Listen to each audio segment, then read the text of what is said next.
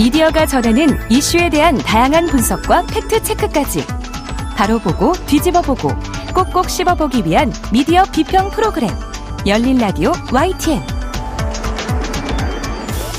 네, 한 주간 뉴스를 꼭꼭 씹어보는 시간 미디어 비평입니다. 오늘은 상지대 사회적 경제학과 송경재 교수 전화로 연결돼 있습니다. 교수님, 안녕하세요. 네, 안녕하세요. 송경재입니다. 네, 꼭 일주일이 됐는데요. 카카오 먹통 사태. 이번 사태를 겪으면서 저도 참 많은 생각이 오갔는데요.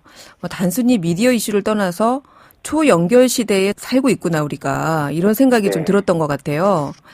자, 먼저 미디어 전문가인 우리 교수님이 겪은 카카오 서비스 중단 사태 좀 들어볼까요? 네, 저도 지난주 토요일 오후에 연락할 곳이 있어서 좀 카카오톡을 좀 많이 사용하고 있었습니다. 네. 근데 계속 전송 오류가 좀 나는 거예요. 안 가더라고요. 네네. 그래서 순간 뭔가 좀 잘못됐구나 해서 다음 뉴스를 보니까 다음 포털도 이제 아예 열리지가 않더라고요. 네. 그래서 다른 엔진으로 검색을 해보니까 SK CNC의 데이터 센터에서 이제 화재가 발생했다. 이걸 이제 알게 됐습니다. 네. 이번 사건은 카카오톡 서비스 시행한 이후에 12년 만에 최장 시간 목통이라고 하는데요. 다음 뉴스, 카카오톡 뉴스 서비스 등이 제대로 서비스가 안 됐고요. 많은 언론들을 통해서 주요 뉴스를 다루었습니다. 네. 카카오톡 등 이제 카카오 플랫폼 서비스가 먹통이 되면서 약 5천만 명 국민이 이제 가입한 정말 국민 메신저라고 불리는 카카오톡을 비롯해서 우리 생활 곳곳에 스며든 카카오 계열 서비스인 뉴스, 포탈, 택시나 송금, 결제, 음악, 웹툰 이런 게 올스톱 된 겁니다. 네. 자, 그래서 파장이 생각보다 커졌고요. 네. 이번 사태에 책임을 지고 남궁훈 카카오 대표가 대국민 사과를 한 뒤 사퇴를 했죠. 그렇습니다. 자, 관련한 피해 보상 논란이 계속되고 있던데요. 네, 아직 피해 규모에 대해서는 구체적 수치가 나오지 않아서 정확하게는 좀 더 시간이 걸릴 것 같습니다. 네.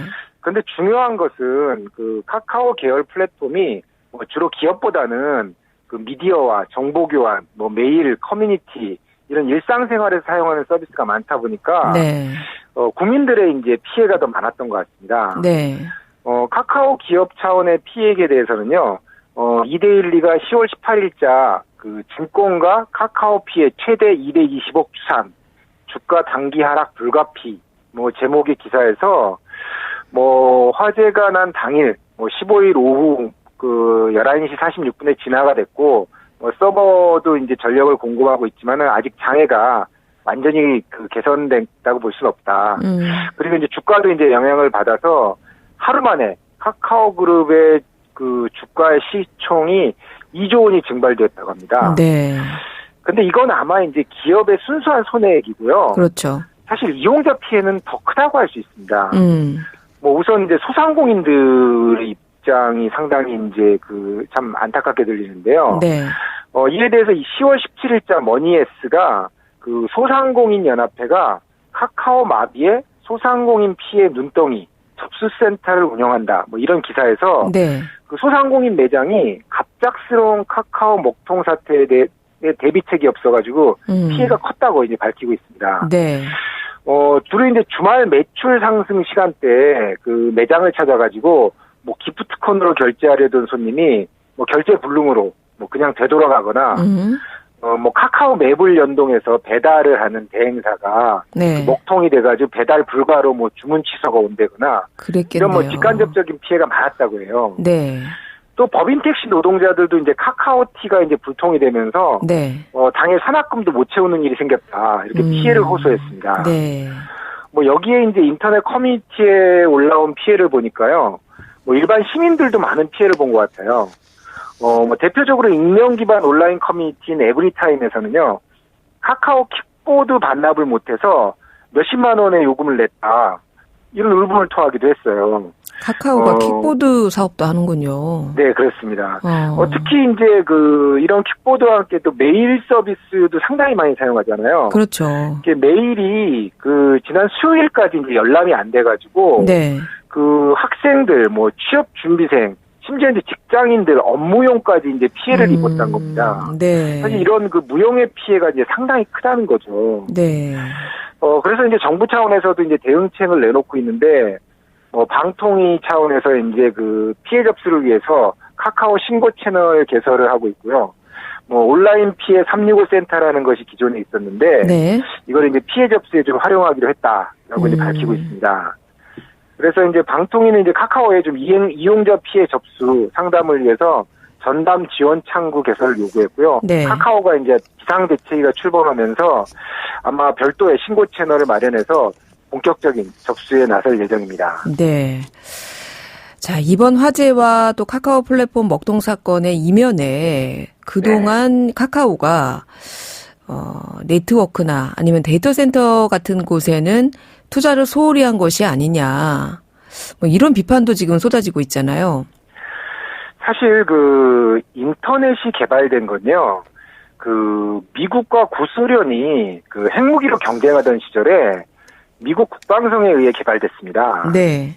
그러니까 핵무기로 그렇죠. 네. 미국 본토가 구소련에 의해서 공격을 당할 경우 과연 통신망이 유지가 되느냐. 네. 이것을 당시 이제 랜드 연구소의 폴 바란 연구원이 이제 연구를 했는데 네. 놀랍게도 이제 미국 내 통신망이 복구 안 된다고 나왔어요. 핵 공격을 당할 경우에. 네. 이유는 간단합니다, 사실. 바로 네트워크가 중앙 집중형이기 때문에 그래요. 네. 중앙 집중형이라는 건 뭐냐면요. 한 곳에 중심이 있고 여기에서 네트워크들이 다 연결이 된다는 거죠. 지금하고 비슷한데요? 그렇죠. 네. 근데 이제 중심에 이제 그 허브에 문제가 생기면은 전 네. 네트워크가 다 붕괴돼 버리는 거예요. 네. 그래서 이제 미국이 이 국방성과 특히 이제 민간 대학의 연구 역량을 총동원해서 분산된 네트워크를 만들게 됐습니다. 이게 인터넷이에요. 이게 이제 벌써 이제 1969년의 일입니다. 이제 문제는 네. 이 중앙 집중형 네트워크 구조의 위험성으로 인해서 인터넷을 개발했는데 그 대안으로. 네, 역설적으로 그 50년도 지난 한국에서는 중앙 집중형 네트워크로 여전히 인터넷을 운영하고 있다는 거예요. 어허. 사실 이번과 같은 사건이 과거에도 있었습니다. 네. 그 혹시 기억하실지 모르겠습니다만 2003년에 125 인터넷 대란이라고 했거든요. 네. 그때 당시 해와 전화국에 그 DNS 서버가 마비되면서 벌어진 건데요. 네. 해와 전화국이 뜬금없이 지금 나왔습니다. 그렇죠? 전화국. 네. 요즘 참 흔치 않은데. 네. 그렇죠. 네. 왜 해와 전화국의 DNS 서버가 마비되면서 인터넷이 다운이 됐었느냐? 네. 당시 해와 전화국이 한국 인터넷의 관문 역할을 했습니다. 아, 그래요. 그러니까 네트워크가 이곳에 집중된 거죠. 결국 그 해와 전화국의 사고가 나니까 당시 한국의 인터넷이 이틀 동안 거의 80%가 다운이 됐습니다. 이후에는 이제 국가 차원에서 이제 대전, 부산 등으로 이제 분산이 됐고, 네. 해외와 직접 네트워크도 연결하면서 이제 분산형 네트워크 구조가 이제 국가 차원에서는 좀 이루어진 거죠. 근데 이게 아직 기업 차원에서의 대처가 미비했던 게 이번에 드러난 겁니다. 국가는 지난번 해와 전화국 사태를 겪으면서 좀 그렇죠. 대안을 마련했는데 네. 이 사기업인 카카오 같은 경우에는 이런 대처를 안 한 거군요. 아무래도 이제 비용 문제가 가장 큰 것 같습니다. 한 곳에 비용을 집중적으로 두는 것이 싸기 때문에 네. 여러 곳에 분산하면 백업 서버라는 걸 여러 대 운영을 해야 되잖아요. 네. 이런 비용이 있는데 이것에 대해서 이제 뉴스 안에 네. 그 17일자 이제 데이터 센터 빌려 쓴 카카오 멈췄다. 데이터 주권 중요성 커졌다. 이 기사에서 잘 분석을 했습니다. 네. 카카오가 피해가 컸던 배경이 바로 자체 운영 중인 데이터 센터가 없는 점도 이제 지적을 했는데요. 네. 카카오도 사실은 자체 데이터 센터를 지금 계획하고 있었습니다. 근데 이제 그 전에 사고가 난 거죠. 이번에 이제 화재가 발생한 판교 데이터 센터가 카카오가 이용했던 4개의 데이터 센터 중에서 가장 비중이 큰 거예요. 네. 그러니까 말 그대로 자체 데이터 센터도 없는 데다가 중앙 집중형 네트워크 구조의 위험성이 이번에 여실히 드러난 겁니다. 네. 사실 같은 SK CNC 데이터 센터에 입주한 네이버는 이번 그 화재 피해가 상대적으로 적었는데요. 네. 그 네이버의 경우는 2013년에 이미 국내 인터넷 기업 최초로 춘천의 각이라고 하는 자체 데이터 센터를 구축했습니다. 어. 저도 예전에 방문했는데 대단한 규모예요. 이게 네. 쩍 벌어질 정도로 정말 어마어마한 그 규모의 서버들이 꽉 차 있는 걸 봤는데요. 네. 근데 놀랍게도 관계자의 얘기를 들으니까 네이버가 이렇게 자체 데이터 센터가 크게 있지만 해외 빅테크 기업에 비하면 또 작다고 소개해서 놀랐습니다. 아, 그것조차도. 네, 그래서인지 내년에 그 네이버 같은 경우는 세종에 네. 두 번째 데이터 센터인 각 세종을 이제 들어선다고 합니다. 네. 그러니까 데이터 센터를 분산하지 못한 그런 문제점을 짚어주셨고요. 또 하나 이번 사태로 저 같은 경우에도 갑자기 텔레그램 메신저 친구가 급증했더라고요. 네, 그렇습니다. 네. 아무래도 이 국민 메신저라고 불렸던 카카오톡에서 탈출하려는 이용자들이 많이 늘었기 때문이겠죠? 네, 카카오 서비스 먹통 첫날에요. 카카오톡 이용자들의 이용 시간이 전날의 절반 수준으로 떨어졌고요. 네. 뭐 카카오티, 뭐 카카오 지도, 페이 이런 다른 서비스 이용량도 뭐 당연히 뭐 이용을 못했으니까 줄었다고 합니다. 네. 대신에 이제 네이버의 이제 메신저 앱 라인이라든가 뭐 네이버 지도 이런 게 반사 이익을 누렸고요. 네. 이에 대해서 이제 빅데이터 플랫폼 기업인 그 IJ웍스에서 그 모바일 인덱스를 조사했는데요. 네. 라인 같은 경우가 15일 먹통 사태 이후에 그 약 23만 5천 건이 신규 설치돼서 뭐 전일 대비 4,255%가 상승했다고 하고요. 뭐 네이버 지도가 610%, 네. 뭐 티맥이 660%가 증가했다고 합니다. 뭐 카톡 사용자는 이제 줄어든 거고 라인, 뭐 텔레그램 이런 다른 메시지 앱 사용자가 빠르게 늘어났다는 건데요. 네. 그런데 이게 이제 장기적인 현상인지는 좀 지켜봐야 할 것 같습니다. 그 메신저 앱 같은 경우는 이제 쌍방향성이 매우 중요하거든요. 그렇죠. 예, 그러니까 일부 이용자들이 다른 앱을 사용하긴 하겠지만 뭐 조금 시간이 지나면 다시 많은 이용자들과 정보를 교환할 수 있는 장점 때문에 뭐 카카오톡으로 돌아올 것이다. 뭐 이런 예측도 있습니다. 네, 맞아요. 이게 친한 친구들 사이에서는 다른 메신저를 사용하는 경우도 있는데 업무상에서는 아직도 카카오톡이 아무래도 거의 그렇죠. 이용하지 않는 사람이 없다 보니까 가장 많이 쓰이는 것이 아닌가 생각이 드는데요. 네. 자, 이렇게 지나친 데이터 독점으로 인한 문제가 나타났다고 대통령까지 나서서 문제를 거론했습니다. 또 국회와 시민단체에서도 제도적인 대안이 있어야 되지 않는가 이런 문제점을 제기하고 있는데요. 네, 윤 대통령은 이제 그 민간 기업에서 운영하는 망이지만 그 사실상 국민 입장에서 보면 국가 기반 통신망과 다름이 없다라고 지적을 했습니다. 네. 그래서 또 이제 카카오 먹통 사태 여진으로 이제 여야가 공히 그 방송통신발전기본법 개정을 약속했고요. 네. 이게 이제 법 개정에 이제 속도가 붙고 있다라고 진단한 보도가 있었습니다. 네. 야당에서도 이제 플랫폼 장애로 인한 손실에 대해서 그 사후 구제 장치를 마련하기 위해서 전기통신사업법을 개정해야 한다라는 제안도 있었습니다. 네. 현재 이제 전기통신사업법은 이제 KT 같은 기간통신사업자는 손실 보전 의무를 명시하고 있는데요. 네. 이거를 이제 카카오 같은 플랫폼 업체에도 좀 확대해야 한다. 이런 네. 주장입니다. 네. 근데 이제 문제는 이게 카카오톡 같은 경우는 이제 무료 서비스가 많다는 거예요. 네. 당연히 유료 서비스는 이제 손실 보상을 해줘야 되는데요. 네. 이 무료 서비스의 손실 보상을 하는 게 네. 좀 맞는지 이에 대해서는 좀 법리적인 논쟁이 좀 있습니다. 네. 한편 시민사회에서도 이제 비판이 나오고 있는데요. 대표적으로 이제 참여연대 같은 경우 네. 그 민간 부가통신 서비스가 우리 사회 전반에 이제 확장돼 가는 동안에 이를 견제하거나 제대로 관리 감독하기는커녕 무분별한 확장에 동조해온 정부의 무책임이 이번 사태를 키웠다. 네. 이렇게 비판하고요. 네. 그 정부의 온라인 플랫폼 자율 규제 정책이 폐기돼야 한다. 뭐 이렇게 촉구하기도 했어요. 사실 이번 그 논란을 통해서 그 플랫폼 기업들의 사회적 책임성 이런 게 이제 앞으로 전면에 등장할 것 같고요. 네. 정치권을 비롯해서 언론계, 학계, 기업 차원에서 아마 다각적인 논의가 시작될 것 같습니다. 네. 사실 그동안 이런 빅테크 기업의 경우에는 국가 차원에서도 혁신 기업이지 않냐. 이런 이유로 규제보다는 좀 자율성에 중점을 두고 육성을 해왔었잖아요. 네.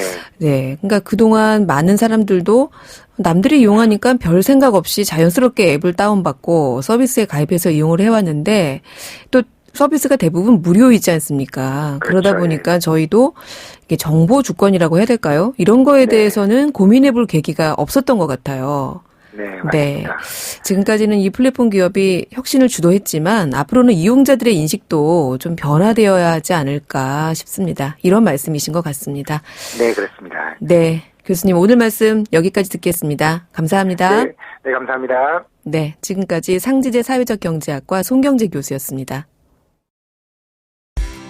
진실을 전합니다. 진심을 다합니다.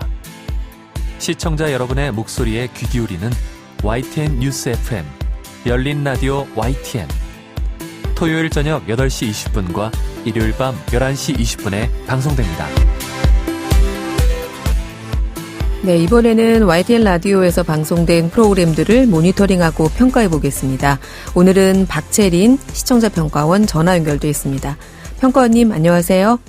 네, 안녕하세요. 네, 이번 주에는 어떤 프로그램 모니터링 하셨습니까? 네, 이번 주에 매주 오전 10시 30분부터 11시 30분까지 방송하는 슬기로운 라디오 생활과 오후 5시부터 7시까지 방송하는 이재훈의 뉴스 정면 승부를 들었습니다. 두 프로그램 모두 10월 10일부터 19일까지 들었습니다. 네. 이재윤의 뉴스 정면 승부 그리고 슬기로운 라디오 생활 어떤 프로그램부터 살펴볼까요? 네, 이재훈의 뉴스 정면 승부부터 살펴보겠는데요. 네. 이 프로그램에 대해서는 항상 진행자의 재질문 등을 통한 사실 확인이 부족하고 또 쉽게 풀어 설명해주는 역할이 아쉽다는 지적을 많이 했었는데요. 이번 모니터 기간에는 그런 문제점이 보이지 않아 긍정적으로 평가했다는 점을 먼저 짚고 싶고요. 예를 들면 이재명 더불어민주당 대표의 방위산업체 주식 논란과 관련해서 왜 굳이 이해충돌 소지가 있는 국방위원회에 갔는지 그 과정 등에 대해서 여러 패널에게 집요하게 물어 유익했고 또 청취자 입장에서 한 번에 이해가지 않는 설명이나 용어에 대해 풀어 전달해줘서 듣기에도 편했다는 점을 좋게 평가했습니다. 아쉬운 부분은 정치 외의 주요 이슈에 여전히 소홀한 면이 있다는 점입니다. 이전에도 많이 했던 지적이긴 한데요. 뉴스 인앤아웃 코너가 다양하고 또 시의성 있는 이슈를 다뤄 소재의 폭이 넓은 편입니다. 그런데 이런 내용을 정면 인터뷰 등 좀 더 심층적 코너에선 다루지 않아 아쉬울 때가 있습니다.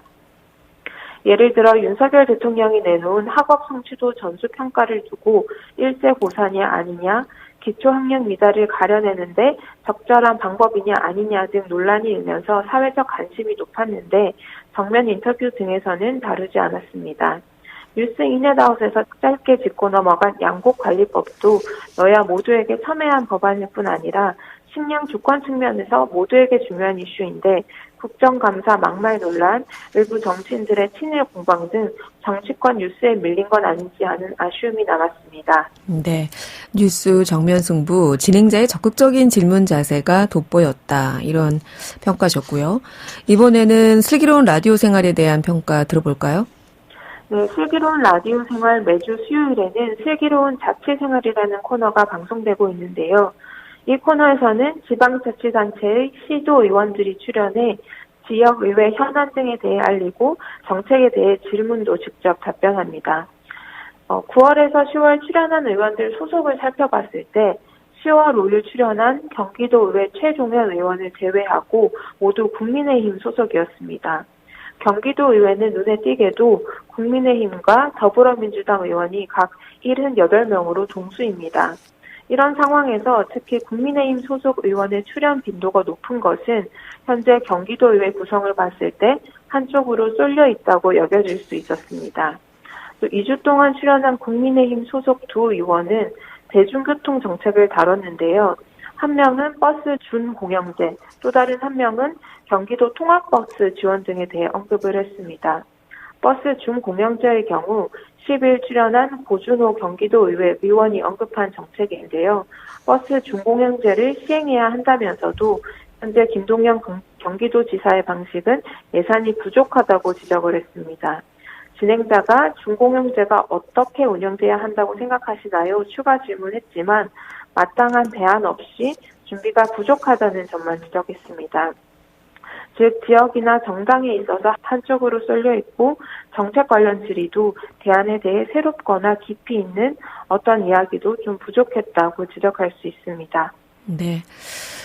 지역 시도위원회 민생 정책일지라도 소속이나 정당에 따라서 좀 균형 있게 다뤄달라는 의견이셨습니다. 오늘은 이재윤의 뉴스 정면 승부 그리고 슬기로운 라디오 생활에 대한 시청자 평가원의 의견 들어봤습니다. 오늘 말씀 잘 들었습니다. 네, 감사합니다. 네, 지금까지 박채린 시청자 평가원이었습니다. 열린 라디오 YTN에서는 시청자 여러분의 목소리를 듣습니다. 참여 신청과 의견은 유료 문자 샵 0945, 우물정 0945나 YTN 라디오 프로그램 열린 라디오 YTN 게시판을 통해 남겨주세요. 네, 이번에는 팩트체크 시간인데요. 팩트체크 전문 미디어죠. 뉴스톱의 송영훈 팩트체커 전화로 연결합니다. 송 기자님 안녕하세요. 네, 안녕하세요. 네. 자, 오늘은 어떤 내용부터 팩트체킹 해볼까요? 네, 지난주에 있었죠. 카카오 불통 사태 때문에 네. 많은 불편들 겪으셨는데 카카오 복구상에 재난문자 발송은 세금 낭비다 이런 내용입니다. 저도 의아하긴 했는데 일부 온라인 커뮤니티에서 이 카톡 복구되다는 안내 문자를 왜 국가가 해주느냐, 이거 낭비다, 다 세금으로 비용내는 거 아니야, 이런 비판 여론이 있었습니다. 카카오톡 이용자 수가 뭐 우리 전체 국민 숫자에 가까운 5천만 명에 육박하긴 하지만 그렇더라도 카카오가 사기업인데 시스템 복구 상황을 정부 부처에서 전달한다는 거 문제 제기할 만한 것 같은데요. 네네. 네. 통상 재난문자 발송 기준이 어떻게 되나요? 통상 재난문자는 이 국민 생명이나 신체, 재산에 피해가 예상되면 그 피해를 예방하거나 줄일 목적으로 발송이 됩니다. 네. 코로나19 신규 확진자 현황에 대한 재난문자가 대표적인데요. 그렇죠. 근데 이번 문자는 말씀하신 대로 민간 기업인 카카오의 서비스 복구 상황을 전했다는 점이 좀 이례적이긴 했습니다. 네.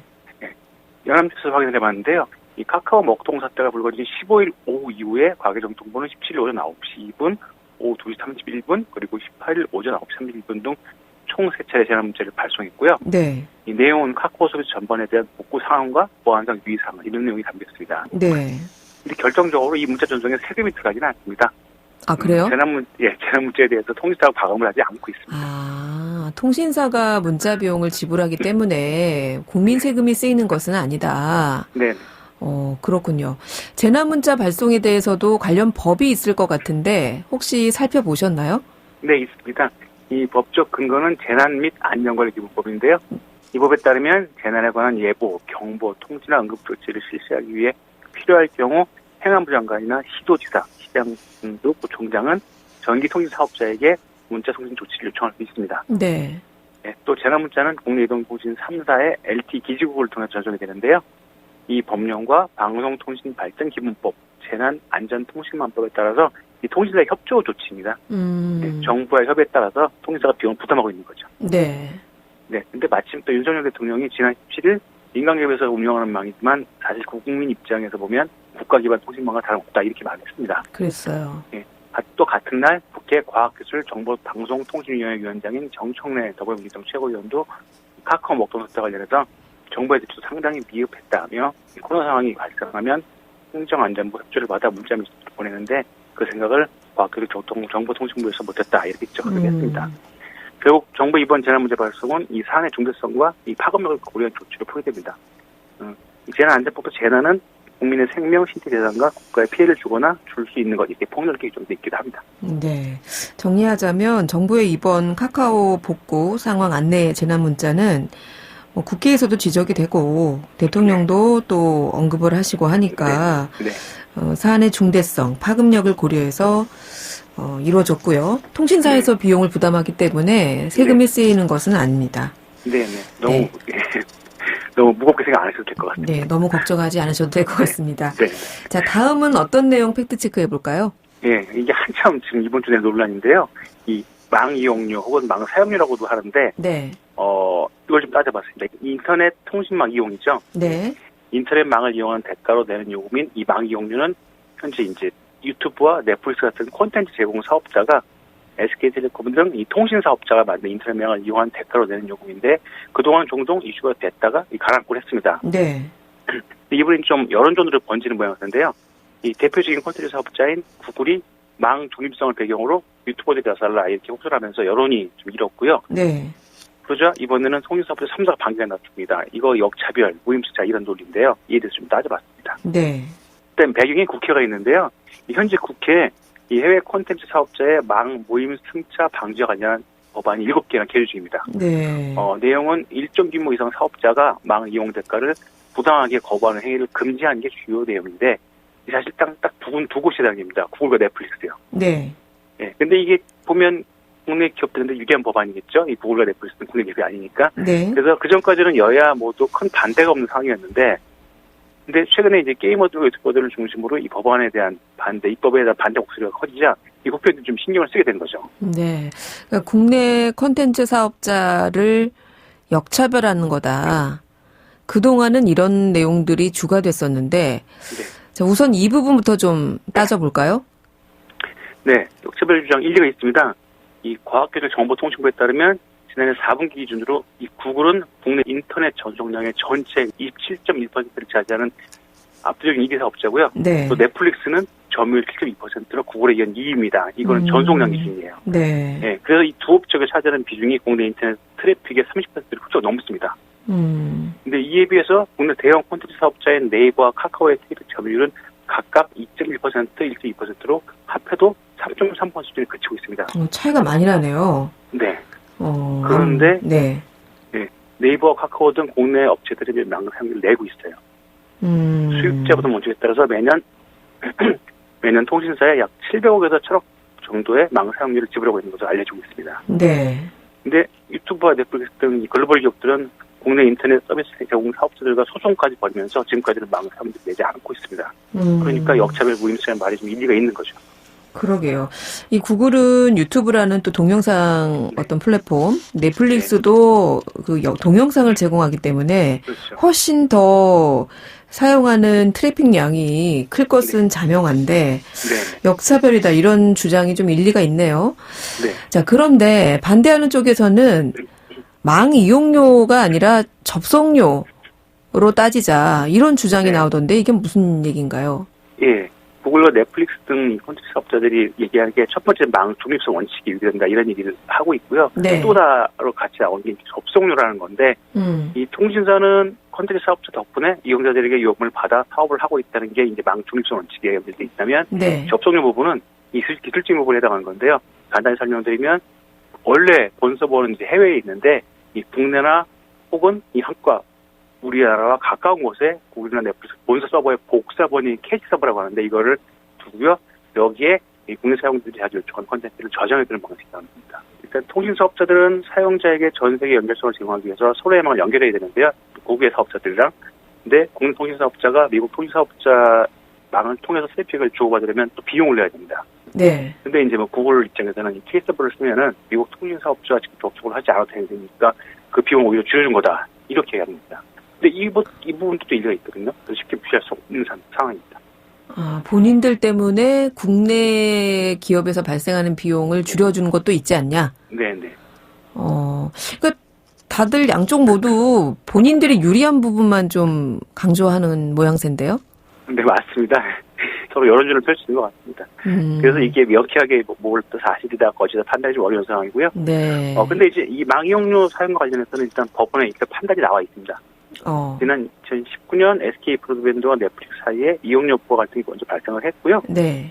일단 서울중앙지법은 지난해 6월 넷플릭스가 대가 지급 의무를 부담한다고 보는데 타당하다 이렇게 봤습니다. 그러면서 이 캐시 서버가 이 지급의 의무를 대신할 수 있는 대안이 될 수 있다는 여지를 좀 남겨놨습니다. 법원에서도. 그래서 현재 넷플릭스는 1심에서 패소했지만 항소 진행 중입니다. 네. 온라인 커뮤니티를 중심으로 이제 여론이 이렇게 새로 여론이 이런 좀 망 이용료에 대해서 좀 부정적으로 나온 배경에는 또 이제 국내 통신 사업자들이 우호적으로 보이지 않은 부분이 있는데 이게 3사 합산 영업이익이 지난해 기준으로 4조 원이거든요. 4조 원대를 올리는데 이용자들이 이렇게 너희들 많이 수익을 내고 있는데 뭐 이용자들이 불편할 수도 있는 이런 망상을 또 고집하는 게 또 이게 맞냐, 너무 자세히 추가한 거 아니냐 이런 여론이 있습니다. 네, 이렇게 온라인에서 또 이런 여론들이 커지니까 정치권에서도 좀 다른 얘기 나오기 시작했는데요. 현재는 이 법안을 두고 민간기업 간 문제를 정부가 개입해서 입법 해결하는 게 문제다. 그런 입장과 또 글로벌 콘텐츠 사업자가 우월적 지위를 갖고 있는데 이거 견제되지 않느냐, 정부 이용에 대한 법 개정이 필요하다 이렇게 입장에서 맞서고 있습니다. 네. 이 때문인지 이 망이용료 입법을 공약을 내세웠던 이재명 민주당 대표도 일단 입법 추진을 재검토할 수 있다 이런 뜻을 내비치면서 약간 신중론으로 선회한 상황입니다. 그렇군요. 네, 그리고 이런 망 사용료 음해 논쟁은 우리나라만 있는 건 아닌데요. 전 세계적으로 다 지금 현재 그런 상황인데 다툼 중인데 미국과 유럽 대표적으로 이제 미국은 현재 여당인 민주당은 망 중립성 쪽에 비중을 두고 있지만 또 야당 공화당은 이 디젤 격차 해소를 위해서 투자가 필요한 상황인데 이 망 중립성을 지속 가능하게 하면 좀 어려울 것 같다 해서 반대하고 있고요. 또 유럽에서는 전반적으로 글로벌 콘텐츠 사업자에게 망 이용료를 좀 부과하자는 입장이 좀 강한 상황입니다. 그렇군요. 조금 분위기가 바뀌고 있는 것 같네요. 국내에서는. 네네. 네. 아직은 양쪽 입장을 좀 더 지켜봐야 할 것 같고요. 네. 그러면 판정 보류로 네. 해야 될 것 같습니다. 자, 마지막으로 하나 더 짚어볼까요? 네. 유사시 한반도에 일본 자위대가 들어올 수 있다. 좀 자극적인 내용인데요. 이 지역에 대해서 살펴봤습니다. 네. 일단 발언은 이재명 민주당 대표가 지난 10일 유튜브에서 일본의 목표가 자위대를 군대로 격상시키고 이 전쟁을 할 수 있는 국가를 만드는 건데 이 최근에 독도를 놓고 영토 분쟁을 벌이고 있는 상황인데 일본 자위대 항공권이 실제 합동훈련을 한다? 일본 자위대를 군대로 인정하는 행위 아니냐 이렇게 말했습니다. 네. 이어서 윤 대통령이 지난 대선 후보 시절에 유사시 자위대가 한반도에 들어올 수 있다 이렇게 말을 했다면서 결국 우리가 다시 한반도에 거지는 일이 실제로 생길 수 있다 이렇게 말했습니다. 네. 윤석열 대통령이 후보 시절에 자위대가 유사시 한반도에 들어올 수 있다라는 발언. 우선 이것부터 한번 살펴보죠. 사실인가요? 네. 일단 이런 취지의 발언이 있었던 건 사실입니다. 정확히 어디는 보면 지난 2월 25일 있었던 대선 토론 때 일인데요. 네. 당시 정의당 심상정 후보가 윤석열 후보에게 한미일 동맹은 유사시에 한반도에 일본이 개입하도록 허용하는 건데 하시겠습니까? 라는 질문에 당시 윤 후보가 한미일 동맹이 있다고 해서 유사시에 일본 자위대가 한반도에 들어올 수도 있는 거지만 꼭 그걸 견제하는 동맹은 아니에요. 뭐 이렇게 답을 했습니다. 네. 근데 그 이후에 대선 과정에서 한미일 군사 동맹을 검토하지 않는다 이렇게 해명을 한 바가 있습니다. 그렇군요. 그래서 이재명 대표의 유사시 한반도에 자위대가 들어올 수도 있다는 발언은 JTBC 등에서 확인했는데요. 결론부터 말씀드리면 일본 헌법상 근거도 없고 국제법상으로도 우리나라에 허가 없이 일본이 들어오는 건 불가능합니다. 불가능하다. 네, 현재는 그렇습니다. 네. 일본 헌법 제9조는 일본이 군대를 보유하지 못하게 하는 게 핵심 조항인데 이 구조 1항은 일본 국민은 정의와 질서를 기조로 하여 국제법령을 성실히 희구하며 국권이 발동하는 전쟁과 무력에 의한 위협 또는 무력을 국제 분쟁을 해결하는 수단으로 사용하는 것을 영구히 방기한다고 밝히고 있습니다. 또 2항에는 이 전항의 목적을 달성하기 위해서 육해공군 그의 무력은 보유하지 않는다.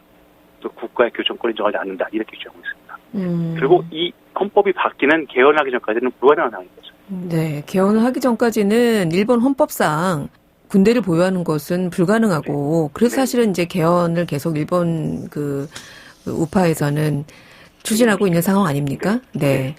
자, 이재명 대표의 발언이 한미일 동맹 혹은 일본의 개헌을 감안해서 한 발언일 수도 있지만 일단 현재로서는 유사시에 한반도에 자위대가 들어온다는 건 불가능하다는 결론이네요. 네네. 네. 이후에 국민의힘에서는 반박 입장이 나오기도 했죠. 네, 그렇습니다. 이 국민의힘에선 이 한미일 훈련이 문재인 정부 시절에 합의된 사항이다. 또 과거 동해에서 한미일 군사훈련을 여러 차례 했다. 이렇게 주장했습니다. 네. 이걸 갖다 찾아봤는데요. 2017년 10월 23일 이 문재인 정부 당시에 한미일 3국 국방장관이 훈련 지속을 합의한 거 맞습니다. 네. 근데 요건 맞는데 이 동해에서 한미일 군사훈련을 여러 차례 했다. 이거는 일부분 맞습니다. 2007년 10월 2일 독도 근처에서 해경이 일본 해상선과 훈련하는 등 이 동해에서 여러 차례 훈련이 있었던 건 맞는데 네. 이게 그냥 수색 탐지 차원의 훈련이었고요. 이 군 차원에서 대적으로 하는 이런 한미일 연합 훈련이 이번이 처음입니다. 알겠습니다. 오늘 팩트체크 여기까지 듣겠습니다. 고맙습니다. 네, 감사합니다. 네, 지금까지 뉴스톱의 송영훈 팩트체커였습니다.